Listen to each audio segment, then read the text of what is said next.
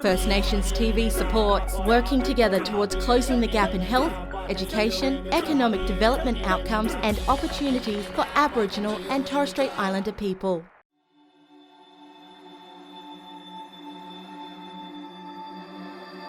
Just in the last week, 3 of my closest friends and a relative have been diagnosed with cancer. And that's not an uncommon story to be what we as a community call constantly in grief, loss and trauma. I'm Janine Mohammed. I'm a Narungagana woman, mother of 5, and I'm living on Ngunnawal country.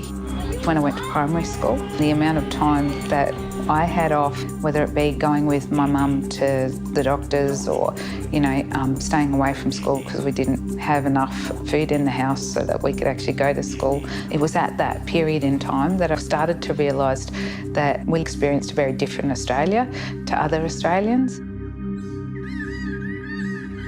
Why does Aboriginal people suffer with all the life expectancy gaps and chronic diseases? The medical component of it is only one part of what we've got to focus on. There is centuries of things that have happened and contributed to where Aboriginal people are now. We're saying we can resolve it in a generation, and that's what we're asking everyone to get on board with this and maybe be part of the generation that closes this gap forever. I'm Alicia, I'm 16. I'm Sophia, I'm 15. We do a youth group, Solid Young Sisters and Brothers. Going to Solids is a great way to boost your mental health. Yeah, there's a sense of family, yeah. Because there are people that understand us and our identity. Because I'm lighter skinned, people will come up to me and say, "You're not Aboriginal," or "You don't look Aboriginal." And that really does attack me mentally. Going to Solids is just a great way of knowing my identity and how my people are strong, and we know how to get through all of this. I believe connection to land, connection to family, connection to who your traditional tribe is, who your traditional clan group is very important. It has an effect on someone's self-esteem, how strong they are. And if someone does challenge your identity, well, then you know where the foundation is. And so that's part of that, your culture being founded in you, which then makes you a stronger person and makes you a healthier person and also better for other people to be around you. The gap's going to take a tremendous effort. The Aboriginal communities need to be leading it and need to be designing the best program, the best services for their local area. And together, with the Aboriginal and Torres Strait Islander people at the front and centre of that, we will see success. This isn't just an Aboriginal issue, it's an Australian issue.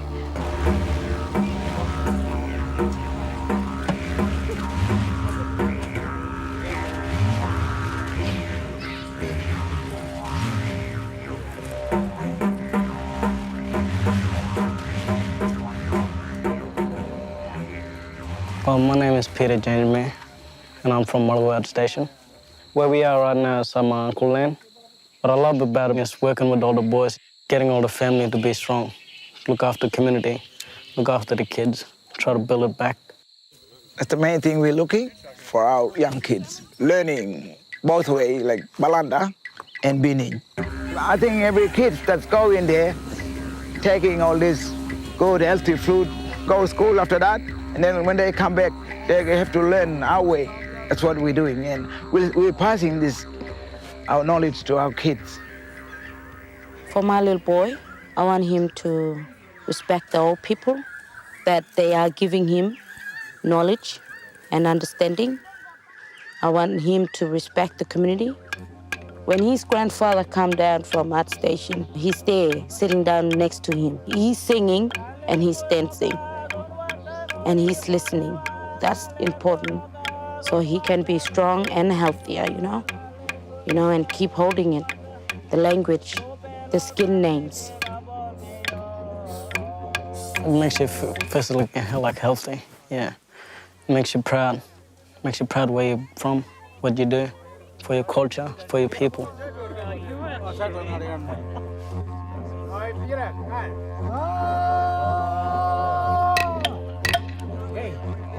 The song, it's in the heart. Songs, it's the dream time. That's our history. And then in that history, we're bringing to the front to show everyone. Because we don't want them to lose it. We don't want them to be lost. We want to be strong with our spirit, with our mind, everything. That's what we want.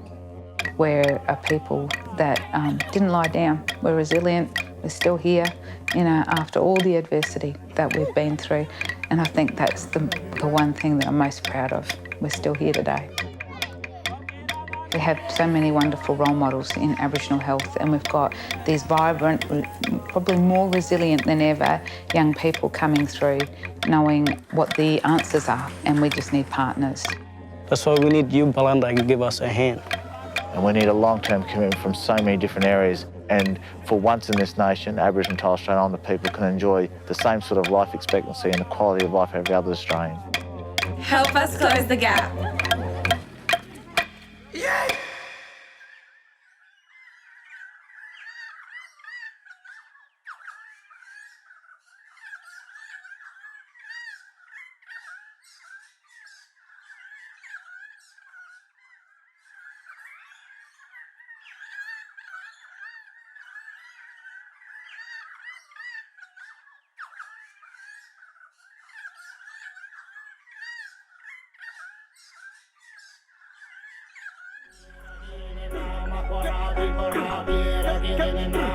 Can you win the job?